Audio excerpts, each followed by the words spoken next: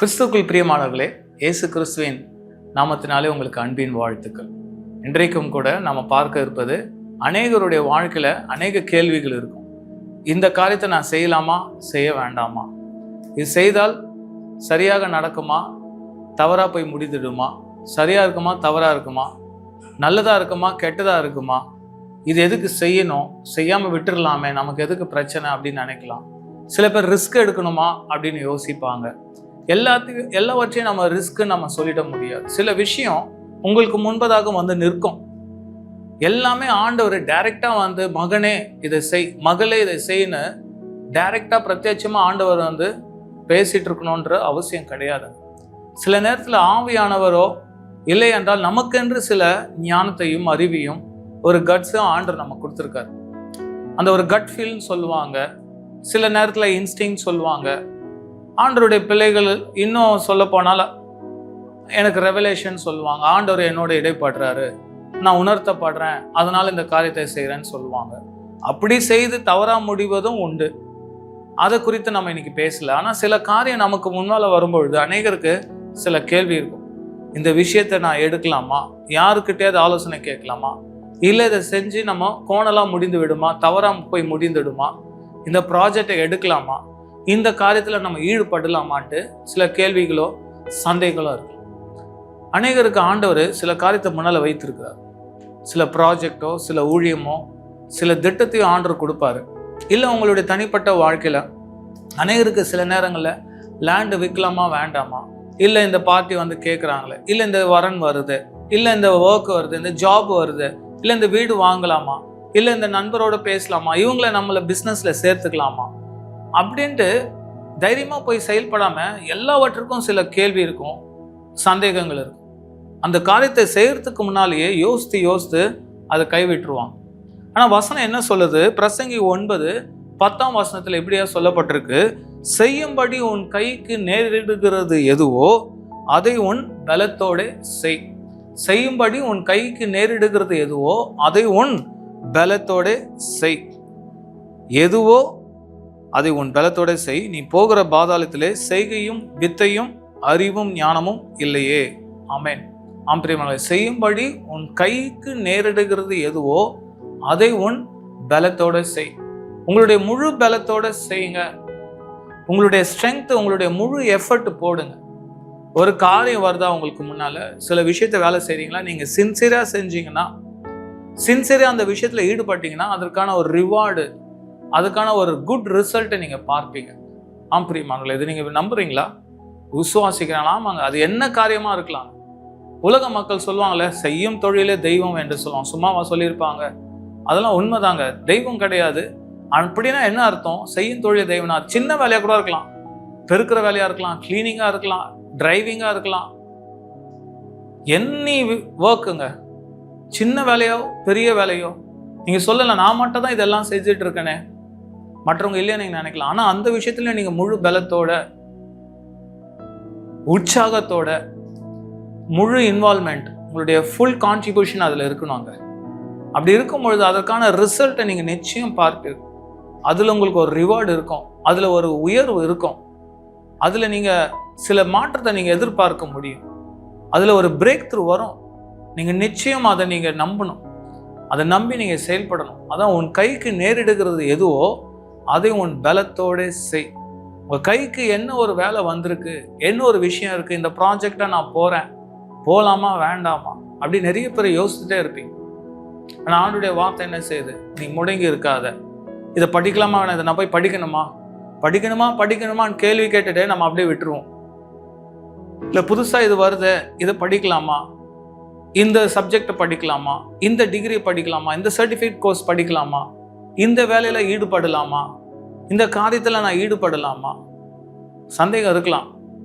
இதெல்லாம் நான் செய்யணுமா, எனக்கு இன்னும் வேற இருக்கு, நான் அதுக்காக வெயிட் பண்ண இல்லைங்க. இப்போ உங்களுக்கு என்ன உங்களுக்கு முன்னால் வந்திருக்கோ அதில் ஈடுபடுங்க. ஒருவேளை ஆண்டவர் அந்த விஷயம் உங்களுக்காக வருகிற ஒரு ஆசீர்வாதமாக இருக்கலாம், நமக்கு தெரியாது. அதனால தான் இங்கே வசனம் சொல்லுகிறது, நீ போகிற பாதாளத்திலே செய்கையும் வித்தையும் அறிவும் ஞானமும் இல்லையே. அதனால இப்போ நீங்க இருக்கும் பொழுது உங்களுக்கு இந்த நேரத்துல உங்களுக்கு முன்னால என்ன வந்திருக்கு, அதை நீங்க முழு பலத்தோட நீங்க செய்யுங்க. விதைக்கிறவன் விதைக்க போகும்பொழுது கண்டிப்பா என்ன பண்ணணும், விதைக்காம விட்டுட்டு வர முடியாது. அது விதைச்சுதான் ஆகணும். போகும்பொழுது கஷ்டத்தோட போகலாங்க, சரிங்களா? ஆனா என்ன பண்ணிடணும், விதைச்சிடணும். ஏன்னா காற்று உள்ள போதே தூற்றிக்கொள் என்று பழமொழி ஒன்று உண்டுங்க. அந்த டைம் தான் வரும். சில நேரத்துல ஒரு முறை டோர் ஓப்பன் ஆகும், சில பேருக்கு 2 முறை 3 முறை ஓப்பன் ஆகும். நீங்க சந்தேகத்தோடு இருந்தீங்கன்னா, நீங்க தயங்கிட்டே இருந்தீங்கன்னா, அந்த ஆப்பர்ச்சுனிட்டியை நீங்க அவைல் பண்ண விட்டுட்டீங்கன்னா அந்த லாஸ் உங்களுக்கு தான். அநேகருக்கு எனக்கு ஆண்டவர் சொல்லணும், வசனம் மூலயமா பேசணும், பாஸ்டர் மூலயமா பேசணும், நான் ஜெபத்தில் இருக்கிறேன். நீங்க தவறா நினைக்காதீங்க பிரியமானவர்களே. அநேகர் நான் 1 மணி நேரமா ஜெபம் பண்றேன், ஃபாஸ்ட் பண்ணி ஜெபம் பண்ணி ஆண்டவர்கிட்ட கேட்கிறேன், இது ஆண்டவர் என்ன சொல்றாரு, ஆவியானவர் என்ன சொல்றாரு, நான் கேட்டுட்டு தான் செயல்படும் நினைக்கலாம். அது உண்மைதாங்க. ஒவ்வொருவருக்கும் ஒவ்வொரு விதமான விசுவாசத்தை ஆண்டவர் அளந்து கொடுத்திருக்காரு. ஒருவருக்கு இருக்கிற விசுவாசம் போல இன்னொருக்கு இருக்காது. அநேகருக்கு ஆண்டவர் உங்களுக்கான ஒவ்வொருக்கான ஞானத்தையும் பலனையும் ஆண்டவர் கொடுத்திருக்காரு. ஞானம், அறிவை கொடுத்திருக்காரு. தேவன் ஞானத்தை கொடுத்திருக்கிறார். ஒவ்வொன்றையும் குறித்து பயந்துட்டு இருந்தா ஒண்ணுமே செய்ய முடியாது. நீங்க தைரியமா ஆண்டவர் மேல நம்பிக்கை வைத்து செயல்படும் பொழுது அங்க சக்சஸ் காணும். எந்த வேலையும் நீங்க உண்மையா செய்வீர்கள் என்றால் அதுல எந்த ஒரு பொய்யோ, எந்த ஒரு திருட்டோ, எந்த ஒரு இல்லீகலான விஷயமோ இல்லாம, யாருக்கும் ஒரு பாதிப்பை ஏற்படுத்தக்கூடியதான ஒரு காரியம் இல்லாமல் இருக்கும் பொழுது அதை நீங்க செய்யும் பொழுது, ஒரு நன்மைக்கு ஏதுவான காரியமாக இருக்குமே என்றால் நீங்க செய்யும் பொழுது தேவன் உங்களோடு இருப்பாரு. வேதத்துல யோசிப்பு என்று சொல்லப்படுகிற ஒரு மனுஷன் இருக்கிறாரு. அவர் சிறையாக விற்கப்படுறாரு. ஆனா சிறைச்சாலையில கூட சிறை அதிகாரிகளுடைய கண்கள்ல தயவு கிடைக்கும். அவன் ஒரு காரிய சித்தி உள்ளவனா மாறான். தாவீது என்கிற ஒரு மனுஷன் வேதத்துல இருக்கிறார். ராஜாவாக்கப்பட்டான். அவனுடைய தகப்பனுடைய ஆடுகளை தான் மேய்த்து இருந்தான். அங்க பார்க்கும் பொழுது சவுல் ராஜா கிட்ட முன்னால போய் கொண்டு போய் நிறுத்துறான். நீ என்னடா செய்யற, நீ இங்க சண்டைக்காக வரன்னு சொல்றிய, எப்படி நீ எதிர்த்து நிற்ப, இந்த ஒரு ஜாயிண்டான ஒரு பலசாலியை எப்படி நீ எதிர்ப்ப, உனக்கு என்ன எக்ஸ்பீரியன்ஸ் இருக்குன்னு சொல்லும் பொழுது அந்த தாவீது சொல்றார், நான் பெலிஸ்தீனை எதிர்க்க என்னால முடியும், ஏனென்றால் என்னுடைய தகப்பனுடைய ஆடுகளை நான் மேய்த்து கொண்டு இருக்கும் பொழுது ஒரு விசை ஒரு சிங்கம் வந்தது, ஒரு விசை கரடி வந்தது. என் தகப்பனுடைய ஆடை ஒரு சிங்கம் கவிட்டு போகும் பொழுது நான் பின்தொடர்ந்து போய் அந்த ஆட்டை சிங்கத்தின் வாயிலிருந்து நான் பாதுகாத்தேன். அப்படி நான் அதை பாதுகாக்கும் பொழுது, பிடுங்கும் பொழுது, அந்த சிங்கம் என்னை தாக்க வந்த பொழுது அந்த சிங்கத்தை நான் என்னுடைய கையினால, அந்த ரா ஹேண்ட், இந்த கையினாலேயே அதை நான் கொன்று போட்டேன்னு சொல்ல பாருங்கள். இதுல இருந்து எனக்கு ஒரு யோசனை வந்தது. எப்படி குறிப்பா சொல்றான், என்னுடைய தகப்பனுடைய ஆடை நான் மேய்த்து கொண்டு இருக்கும் பொழுது. அங்கதாங்க தாவீதுக்கு அந்த தகப்பனுடைய இருதயம் இருக்கு. சிங்கத்தை பார்க்கலாங்க. சிங்கத்தை பார்த்திருந்தானா சிங்கத்தினுடைய பலனை தான் பார்த்திருப்பான். ஆஹா, இவ்வளவு பெரிய சிங்கம் ஆயிற்று, அதுக்கு முன்னால நம்ம போனா நம்ம அவ்வளவுதான் க்ளோஸ் காலின்னு நினைத்திருந்தா அவன் ஆடை தேடி போயிருக்க மாட்டான். ஆனா ஆடை கவின சிங்கத்தை அவன் பார்க்காம சிங்கத்தின் வாயில இருந்த ஆடை தாங்க பார்த்தான். அது தன்னுடைய ஆடாக பாவித்தான். தனக்குன்னு ஒரு வேலை கொடுக்கப்பட்டிருக்கு. அது தகப்பனுடைய ஆடா இருக்கலாம். அவன் சொல்லலாம் தகப்பன் கிட்ட போய், அப்பா இத்தனை ஆடு இருந்தது, 1000 ஆடு 100 ஆடு அல்ல ஒரு ஆடு சிங்கம் ஆச்சுன்னு போயிடுச்சு, தாராளமா சொல்லலாம். அது ஏற்றுக்கொள்ளக்கூடிய விஷயம், அங்க சகஜமா நடக்கக்கூடியதுதான். அங்க அப்பா அதை ஏற்றுக்கொள்வார். தகப்பனால நம்ப முடியும் தான், அதுக்கு சாட்சி கூட இருக்கலாம். ஆனா தாவீது அப்படியே விடலங்க. அந்த ஆடு மேல கருசனையா இருந்தான். தகப்பனுடைய ஆடுன்னு பார்க்கல, தன் கைவசம் கொடுக்கப்பட்ட அந்த ஆட்டின் மேல நோக்கமா இருந்தான். அவன் சிங்கத்தையே பார்த்துட்டு ஓடி இருந்தானா பயந்து வந்திருப்பான். ஆனா சிங்கம் வாயில சிக்கி கொண்டிருந்த ஆடையே பார்த்துட்டே ஓடலாம். அதுதான் ஆண்டவர் பார்க்கிறார். இவன் ஒரு ஆடுக்காகவே துணிந்து போறானே, என் ஜனங்களை இவன் காப்பாற்றுவான். என் ஜனங்களுக்காக இவனை ராஜாவாக வைப்பேன் என்றால் ஜனங்களுக்காக உண்மையா இருப்பான். ஜனங்களுக்காக அவன் எந்த ஒரு போராட்டம் வந்தாலும் எதிர்த்து நிற்பான் என்று ஆண்டவர் நம்பிக்கை வைத்தாருங்க தாவீது மீது. பிரியமானவர், அவன் அங்க ஆடு மேய்த்தவன் தான் அரியாசனத்துல ஏறான். எப்படிங்க அவனுக்கு சிங்காசனம் கொடுக்கப்பட்டது? அவன் பிறப்பிலே ராஜ வம்சத்தை சார்ந்தவனா? இல்லை பிரியமானவர், ஆடு மேய்த்தவன் தான். ஆனா ராஜாவாக மாறினான். தாவீது ராஜாவாக மாறின பிறகுதான் அவனுடைய வம்சமே ராஜ வம்சமாக மாறினது. ஹல்லேலூயா. இயேசு கிறிஸ்துவும் தாவீதின் வம்சத்துல தான் பிறந்தார். தாவீது ஆடு மேய்க்கிறவனா தான் இருந்தான். ஆடுக்கு பின்னால் தான் போயிட்டு இருந்தான்.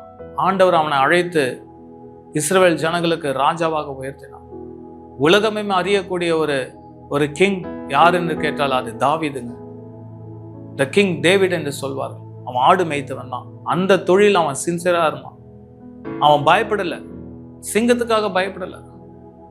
உங்களுக்கு முன்னால எது ஒரு நியாயம் தெரியுதோ, எந்த ஒரு விஷயம் உங்களுக்கு இது நன்மையாக போய் முடியும், நல்லதாக நடக்கும் என்று நீங்க நம்பிக்கை வைத்து தேவன் மேல விசுவாசத்தை வைத்து துணிந்து நீங்கள் செயல்படும் பொழுது அந்த இடத்துல நீங்க வெற்றியை காண்பீர்கள். தாவீதை ஆண்டவர் உயர்த்தினார், உங்களையும் உயர்த்த வல்லவராக இருக்கிறார். விதைக்க புறப்படுகிறவன் கண்ணீரோட விதைக்க போறாங்க, ஆனா விதைக்காமல் வருவது கிடையாது. ஒரு வசனத்தை நம்ம பார்ப்போம். பிரசங்கி 11:6 படிக்கிறேன். காலையில உன் விதையை விதை, மாலையில உன் கையை நெகிழ விடாதே. அதுவோ இதுவோ எது வாய்க்குமோ என்றும் இரண்டும் சரியாய் பயன்படுமோ என்றும் நீ அறியாயே. பார்த்திருக்கலா பிரியமான? நான் சொன்னபடி இதுவோ அதுவோ சக்சஸ் ஆகுமோ சக்சஸ் ஆகாதோ உனக்கு தெரியாது. நீ இங்கே இருந்து எப்படி நீ பிளான் பண்ண முடியும்? இது போனா ஃபெயிலியர் ஆயிடும், இது போனா ஜெயிச்சிடணும் உனக்கு எப்படி தெரியும்? உட்கார்ந்த இடத்துல இருந்து நீ பிளான் பண்ண முடியுமா? நீ இறங்கி செயல்படு. ஹல்லேலூயா. எத்தனை பேர் நீங்க யோசித்து கொண்டிருக்கிறீங்க, இதை செய்யட்டுமா வேணாமான்னு காலத்தை கடத்துக்கொண்டே நம்ம போய் கொண்டிருக்கலாம். எனக்குன்னு ஒரு டைம் வரும், எனக்குன்னு ஒரு டைம் வரும், எனக்குன்னு ஒரு டைம் வரும், எனக்குன்னு ஒரு ஊழியம் இருக்குது, அப்ப நான் செய்வேன், அப்ப நான் செய்வேன், அப்ப நான் ஆண்டருக்கா ஓடுவேன். எனக்கு ஒரு நிறைய பேருங்க எல்லாம் ரிட்டையர்ட் ஆன பேருக்கு நான் ஊழியத்தை செய்யறேன்னு போவான். அப்ப பலன் இருக்காது. மலை ஏற முடியுமா? ஆண்டருக்காக அநேக நேரத்தை செலவிட முடியுமா? பிபியும் சுகரும் எல்லாமே வந்திருக்கும். நல்ல வாலிப பிரயத்துல நல்ல பலன் இருக்கும்பொழுது ஆண்டருக்காக ஓடாம, ஆண்டருக்காக செய்யாம ஒரு காலம் கடந்த பிறகு எல்லா வாழ்க்கையும் தவறான வாழ்க்கையெல்லாம் விட்டு ரட்சிக்கப்பட்டு மனம் திருந்தி வயசான காலத்துல பைபிள் எடுத்துட்டு இருப்பாங்க அநேகரை நான் பார்த்துருக்கேன். அவங்க அப்ப வயசான காலத்துல பைபிளை எடுத்துட்டு அநேகருக்கு போதிப்பாங்க. வாலிபனை பார்த்து கண்டனமா பேசுவாங்க, கண்டம் பண்ணி பேசுவாங்க. நீ இப்படி தவறு பண்ற, அதை பண்ண, இதெல்லாம் இவங்க பண்ணியிருப்பாங்க. வாலிப வயசுல 58 வயசு வரைக்கும் பண்ணியிருப்பாங்க, 60 வயசு வரைக்கும் பண்ணியிருப்பாங்க. எல்லாம் காலம் கடந்து மனம் திருந்தி வேலை இல்லாத டைம்ல பைபிளை படிச்சுக்கிட்டு போதனை செஞ்சுட்டு இருப்பான். ஆண்டருக்காக ஓட வேண்டிய வயசுல விட்டுருவான். எல்லாவற்றையும் குடும்பத்திற்காக வாழ்ந்து விட்டு மிகவும் வருத்தத்தோட நான் பேசுகிறேன் பிரியமானவர்களே. ஆண்டவரை சரியாக அறிந்து கொள்ளாமல், ஆண்டவருடைய வார்த்தை சரியாக அறிந்து கொள்ளாமல், ஏதோ ஒன்று ஆண்டவர் என்னோட பேசுவாரு, போதகர் மூலியமா பேசுவாங்க, தீர்க்கதரிசனம் மூலியமா பேசுவாங்க, வசனம் மூலியமா பேசட்டும், நான் செயல்படுறேன், நான் எழுந்திருக்கிறேன். எலியா ஓடி ஒளிந்தான். ஒரு ஸ்திரீக்காக பயந்து ஓடி போனான். சூரிய செடியின் கீழே உட்கார்ந்தான். ஆண்டவர் வந்து கேட்கிறா, டே எலியா என்ன பண்ற? நான் உனக்குன்னா இங்க உட்காரும்படி நீங்க என்ன செஞ்சுட்டு இருக்கேன்னு கேட்கிறார் ஆண்டவர். நீ போகும் தூரம் வெகு தூரம் அல்லவா? போக வேண்டிய தூரம் ரொம்ப தூரம். நீ எங்க முடங்கி இருக்க? அநேகருடைய வாழ்க்கையில முடங்கி போயிருக்கிறீங்க. நம்மளா நினைக்கிறது, இது என்னால முடியாது, நான் இதுக்கு எதுக்கு செய்யணும், இதுக்கு நான் செயல்படணுமா, இதுக்கு நான் ஈடுபடணுமா? ரொம்ப லத்தாஜிக்கா இருக்கிறாங்க அநேகர். ஆனா ஆண்டவர் எனக்கு எதுவும் செய்யல, ஆண்டருக்காக நான் உண்மையா இருக்கிறேன், நான் வேதத்தை வாசிக்கிறேன், தேவாலயத்துக்கு போறேன், ஒழுங்கா ஆண்டருக்காக இருக்கிறேன், எல்லாம் இருக்கலாங்க. எதுலயும் முயற்சி எடுக்கலன்னா, எந்த காரியத்துல ஈடுபடலைன்னா, ஆண்டவர் கொடுக்குற வாய்ப்புல நம்ம பயன்படுத்தி கொள்ளலைன்னா, இது நடக்குமோ நடக்காதுன்னு யோசிச்சுட்டு இருந்தா எப்படிங்க நடக்கும்? வேதம் என்ன சொல்லுகிறது? காலையில உன் விதையை விதை, மாலையில உன் கையை நெகிழ விடாதே. ஹல்லேலூயா. உங்க கையை சோர்வுக்கு இடம் கொடுத்தீங்கன்னா எப்படிங்க? வருமோ வராதோ? நீங்க விதைச்சீங்கன்னா விளைய செய்கிறார் ஆண்டவருங்க. நீங்க விதைக்கலாம், ஒருவேளை தண்ணியை ஊற்றலாம், வளருது ஆண்டவருடைய கரத்துல இருக்கு. நீங்க செய்யறத செஞ்சுட்டே போங்க. ஊழியம் செய்றீங்களா, ரட்சிக்கப்படுறாங்களோ இல்லையோ கர்த்தர் பார்த்து கொள்வார். அங்க விடுதலை இருக்கோ இல்லையோ கர்த்தர் பார்த்து கொள்வார். எழுப்புதல் இருக்குதோ இல்லையோ கர்த்தர் பார்த்து கொள்வார்.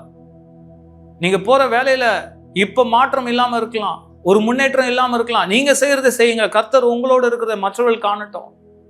உங்களுக்கான ஒரு அங்கீகரிப்பு, உங்களுக்கான ஒரு உயர்வு நிச்சயம் உண்டு பிரியமானவர்களே. அதுல வேதத்தில் பார்க்கிறோம், பிரசங்கி 11:6, காலையில உன் விதையை விதை, மாலையில உன் கையை நெகிழ விடாதே. அதுவோ இதுவோ எது வாய்க்குமோ என்றும் இரண்டும் சரியாய் பயன்படுமோ என்றும் நீ அறியாயே. எது கரெக்டா இருக்கும், குட்டோ பேடோ உனக்கு தெரியாது. ஆனா நீ செயல்படு. உனக்கு முன்னால் இருக்கிற காரியத்துல நீ முழு பலத்தோட செயல்படு. ஃபுல் எஃபர்ட் போடு. சின்சியரா இரு. ஒரு பேஷனா செய், விருப்பத்தோட செய். இன்னொரு வசனத்தை நம்ம பார்க்கலாம் சங்கீதத்துல. அது சங்கீதம் 126 5 மற்றும் 6 என்ன சொல்லுகிறது? கண்ணீரோட விதைக்கிறவன் கம்பீரத்தோட அறுப்பான், அள்ளித்துவும் விதையை சுமக்கிறவன் அழுது கொண்டு போகிறான், ஆனாலும் தான் அறுத்த அரிகளை சுமந்து கொண்டு கம்பீரத்தோட திரும்பி வருவான். ஹல்லேலூயா. ஆம் பிரியமானவர்களே, விதைக்கிறவன் எப்படி புறப்படுறானா? ஐயோ எல்லாரும் தூங்கிட்டு இருக்காங்க, எல்லாரும் 4 மணிக்கு 5 மணிக்கு நல்லா தூங்குறாங்களே, 6-7 மணி வரைக்கும் தூங்குறாங்களே, 8 மணி வரைக்கும் தூங்குறாங்களே, நான் அதிகாலையில போகணுமே. போகும்போது எப்படி போறான்? அழுதுட்டு போறான். ஆனா போகாம இல்லைங்க. முதல் செயல்படணும். உங்களுக்கு கஷ்டமா தான் இருக்கும். ரொம்ப நாள் முடங்கி இருந்தவங்க ஒரு காரியத்தில் ஈடுபடும் பொழுது கஷ்டமா தான் இருக்கும், வலிக்கும், சிரமமா இருக்கும். நம்ம சரீரத்துல சில வலி வேதனைகள் ஏற்படலாம்.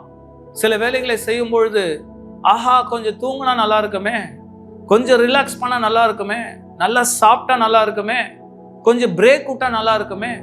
நிறைய பேர் என்ன பண்றோம்? போஸ்ட்பான் பண்ணிட்டே இருக்கும். அது போயிட்டே இருக்கும். விதைக்கிறவன் என்ன பண்றானா? கண்ணீரோட விதைக்கிறவன் கம்பீரத்தோட அறுப்பானா. எப்படிங்க? அள்ளித்துவம் விதையை சுமக்கிறவன் அழுது கொண்டு போகிறான்.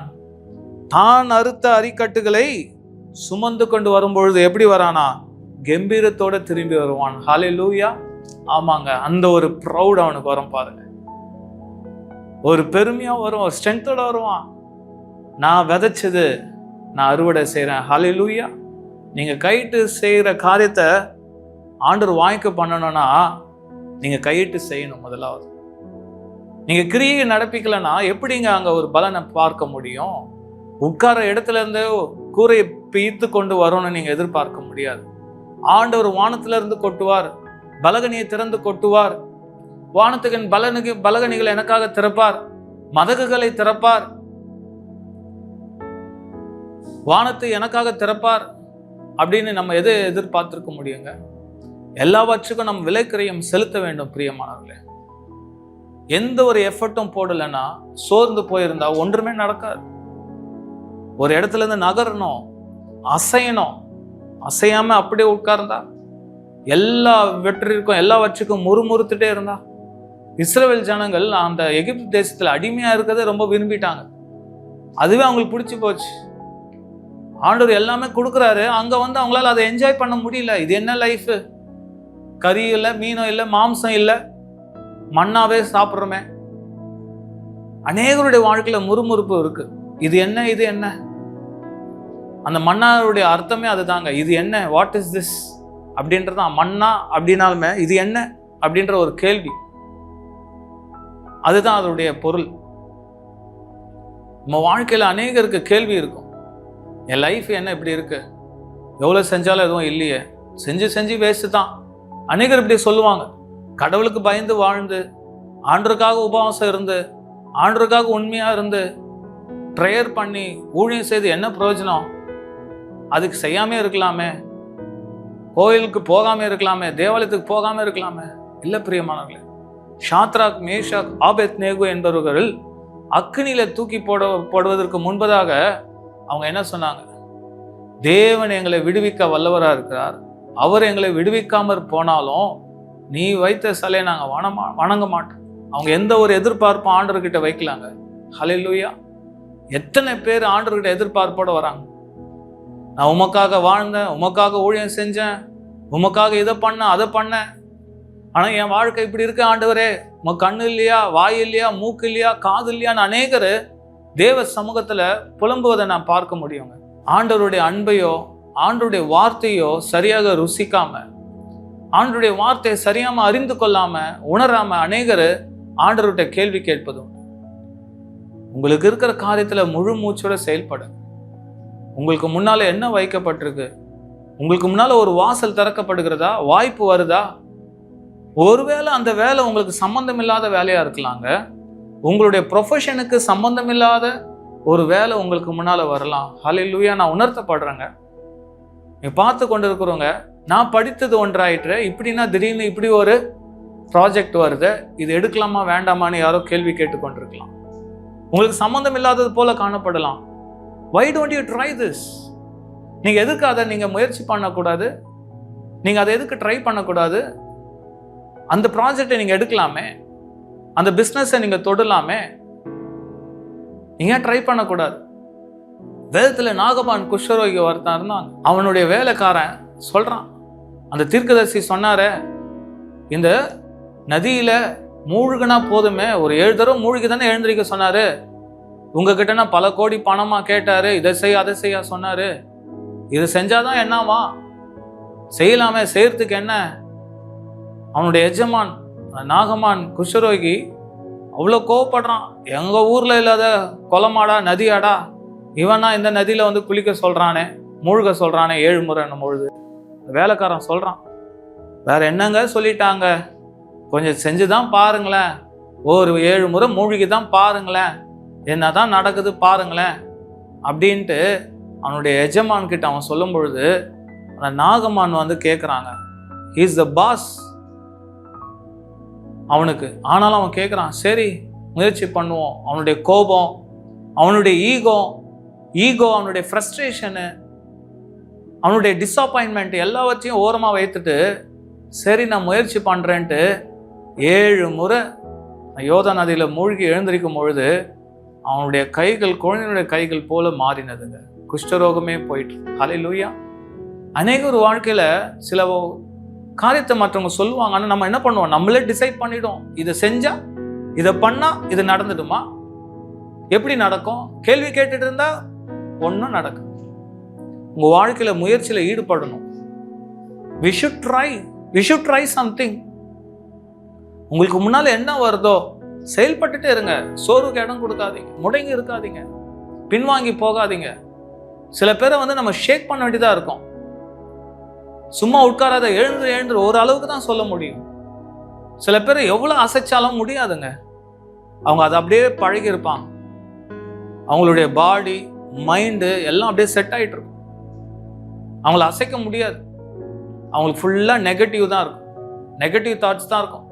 நான் கை வச்சா வழங்காது, இவங்க சரியில்லை, அவங்க சரியில்லை, இந்த பிஸ்னஸ்லாம் வேஸ்ட்டு, அவங்க செஞ்சு இப்படி ஆயிடுச்சு, அவங்க செஞ்சு இப்படி ஆயிடுச்சு, நான் யார் தெரியுமா, எனக்கு இவ்வளோ பெரிய இது வரும், நான் இப்போ பண்ணுவேன். அநேகர் அப்படி நினைப்பது உண்டு. ஆனால் உங்களுக்காக ஆண்டவர் சில காரியத்தை டோர் ஓப்பன் பண்ணும்பொழுது நீங்கள் அதை முயற்சி பண்ணலாம், ட்ரை பண்ணலாம். அதே போல் நீங்கள் ஜீசஸை கூட நீங்கள் ட்ரை பண்ணலாம். எல்லாரும் ஜீசஸ் சொல்கிறாங்களே, ஏன் அவரையும் நம்ம முயற்சி பண்ணி பார்ப்போமே? இயேசுனுடைய அன்பை நம்ம ருசித்து தான் பார்ப்போமே. இயேசுகிட்ட ஒரு முறை கேட்டு பார்க்கலாமே. இயேசு கிறிஸ்துன்னு ஏதோ சொல்கிறாங்க, இயேசு கிறிஸ்து அன்பானவர் சொல்கிறாங்க, இயேசு கிறிஸ்து ரட்சிக்கிறவர் சொல்கிறாங்க, இயேசு கிறிஸ்து குணமளிக்கிறவர்னு சொல்கிறாங்க, இயேசு கிறிஸ்து சந்தோஷம் சமாதானம் கொடுக்கிறவர்னு சொல்கிறாங்களே, நம்ம ஏன் இயேசு கிறிஸ்துவை முயற்சிக்க கூடாது? நீங்கள் முயற்சிக்கலாம். இயேசு கிறிஸ்துவை அறியாதவர்கள், வேதத்தை அறியாதவர்கள் வேதத்தை ஆராய்ச்சி பண்ணி பார்க்கலாம், தியானம் பண்ணி பார்க்கலாம், படித்து பார்க்கலாம். உங்களோடு இருக்கிற கிறிஸ்துவ நண்பர்களோ யாருக்கிட்டயோ கேட்கலாம், அருகாமையில் இருக்க சபைக்கு போகலாம். இல்லை என்றால் அநேக சேனல் இருக்கு, யூடியூப்ல இருக்கு, ஆண்டவருடைய வார்த்தை நீங்க கேட்க முடியும். ஆண்டவர் உங்களோடு பேச கிருபை உள்ள தேவனா இருக்கிறார். அதனால உங்களுக்கு முன்பதாக ஆண்டவர் என்ன வைத்திருக்காரோ அதை நீங்க நிச்சயம் அதை ஃபாலோ பண்ணும் பொழுது, அதை ட்ரை பண்ணும் பொழுது அதில் நீங்க சக்சஸ் ஆவீங்க. 2 நாளாகவும் 19-11 வசனம் இப்படியா சொல்லுகிறது, நம்ம பார்ப்போம். அதில் கடைசி பகுதி தான் முக்கியமான பகுதி, ஆனாலும் அது முழுமையாக உங்களுக்காக படிக்கிறேன். இதோ ஆசரனாகிய அமரியா கர்த்தருக்கு அடுத்த எல்லா நியாயத்திலும் இஸ்மவேலின் குமாரனாகிய செபதியா என்னும் யூதா வம்சத்தின் தலைவன் ராஜாவுக்கு அடுத்த எல்லா நியாயத்திலும் உங்களுக்கு மேலான நியாயாதிபதிகள் லேவியரும் உங்கள் கைக்குள் உத்தியோகஸ்தராய் இருக்கிறார்கள். நீங்கள் திடமனதாய் இருந்து காரியங்களை நடத்துங்கள், உத்தமனுக்கு கர்த்தர் துணை. ஹல்லேலூயா. இந்த செய்தியினுடைய சாராம்சமான முக்கியமான கீவேர்டு இதுதான். உத்தமனுக்கு கர்த்தர் துணை. என்ன சொல்லப்பட்டிருக்கு? நீங்கள் திடமனதாய் இருந்து காரியங்களை நடத்துங்கள், உத்தமனுக்கு கர்த்தர் துணை. நீங்க காரியத்தை நடத்துங்கள் என்று ஆண்டுடைய வார்த்தை வருது. ஆனா நீங்கள் உத்தமமா அந்த காரியத்துல செயல்படுறீங்களா? தாறுமாறான வாழ்க்கையில இருந்தா ஒன்றும் இல்லைங்க. நீங்க உத்தமமா இருக்கும் பொழுது, நீங்க உண்மையா இருக்கும் பொழுது, தேவனுடைய அன்பில் நிலைத்திருக்கும் பொழுது, கர்த்தருக்கு பிரியமான காரியத்துல நீங்கள் ஈடுபட்டு செயல்படும் பொழுது உங்களுடைய காரியம் வாய்க்குங்க. அதனால்தான் நீங்கள் திடமானதா இருந்து காரியங்கள் நடத்துங்கள், உத்தமனுக்கு கர்த்தர் துணை. ஹல்லேலூயா. கர்த்தர் சொல்றாரு இல்லைங்க, உனக்கு முன்னால இருக்கிற இந்த காரியத்தை எடுத்து நடத்து, உனக்கு முன்பதா இருக்கிறத முழு பலத்தோட செய், உன் கைக்கு நேரிடுகிறது எதுவோ அதை உன் பலத்தோட செய் என்று சொல்லப்பட்டிருக்கு. கண்ணீரோட விதைக்கிறவன் கம்பீரத்தோட அறுப்பான் என்று நம்ம பார்க்கிறோம். அப்போ உங்களுக்கு முன்னால இருக்கிறத காரியத்தை செய் என்று சொல்லும் பொழுது, திடமானதா இருந்து காரியங்களை நடத்துங்கள் என்று சொல்லுகிற கர்த்தர் உங்களை விட்டுட்டு போயிடுவாரா? இல்லைங்க. உனக்கு முன்னால இருக்கிற காரியத்தை நீ செய்வாய் என்றால் அதனை கொடுத்த உன்னை நான் ஒருபொழுதும் கைவிடுவது இல்லை. உன்னோடு கூட இருக்க, உனக்கு நான் துணையா நிற்கிறேன். அதுதாங்க. இது எப்படி ஆகும், இது எப்படி நடக்கும், நான் தனியா இருக்கிறேனேன்னு பயப்படாதீங்க. இவ்வளவு பெரிய ப்ராஜெக்ட் எனக்கு முன்னால வருது, எனக்கு ஞானம் இருக்கா, எனக்கு திறமை இருக்கா? தாவீதின் குமாரனாகிய சாலமோனுக்கு ஆண்டவர் இந்த இஸ்ரவேல் தேசத்தை கொடுக்கும் பொழுது, ராஜாவாக ஏற்படுத்தும் பொழுது அவன் சிறுவனா இருந்தான், சின்ன பையன்தான். அவன் பயப்படுறான். ஆண்டவர் சொப்பனத்துல வந்து கேட்கிறாரு, சாலமன் உனக்கு என்ன வேணும் கேட்கிறான். இப்பே இவ்வளோ திரளான ஜனத்தை நான் எப்படி ஆளுகை செய்வேன், எப்படி நடத்துவேன்? நான் ராஜாவா இருக்கிறேனே இந்த சின்ன வயதுல, இவர்களெல்லாம் நடத்துவதற்கு எனக்கு ஞானத்தை கொடும் என்று கேட்டான். ஹல்லேலூயா. அது ரொம்ப ஆண்டவருடைய பார்வைக்கு ரொம்ப சந்தோஷமா இருந்தது, பிரியமா இருந்தது. சாலமன் தன்னிடத்துல கேட்டது கர்த்தருக்கு பிரியமா இருந்தபடினால அவர் சொல்ல, நீ கேட்ட ஞானத்தை மாத்திரமல்ல, உனக்கு முன்னாலேயும் பின்னாலேயும் ஒருவனும் உன்னை போல வாழ்ந்ததே இல்லடான்னு சொல்ற அளவுக்கு உனக்கு ஐஸ்வர்யத்தையும் பேரையும் புகழையும் தீர்க்காயுசையும் உனக்கு நான் கொடுக்குறேன்னு ஆண்டவர் சொன்னார். அவன் பிரியமானது. அவனுக்கு பெரிய ஒரு பொறுப்பு வந்தது. சிறு வயதிலே அவன் ராஜாவாக தெரிந்து கொள்ளப்பட்டான். ஆனா அவன் அதை எடுத்துக்கிட்டான். அதுக்கு என்ன வேணும்? ஞானம் வேணும். கர்த்தர் ஒருவரால் தான் அது முடியும் என்று ஆண்டவர் இடத்துல கேட்டான்.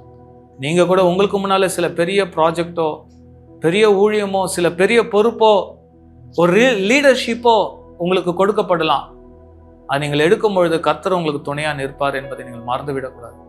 அதற்காக கர்த்தரிடத்துல பலனை கேட்கணும், கர்த்தரிடத்துல ஞானத்தை கேட்கணும். கர்த்தருடைய கிருபையும் அவருடைய துணையும் தேடும் பொழுது கர்த்தர் உங்களை ஒரு பொழுதும் கைவிடாமல் உங்களோடு கூட வருகிற தேவனா இருக்கிறார்.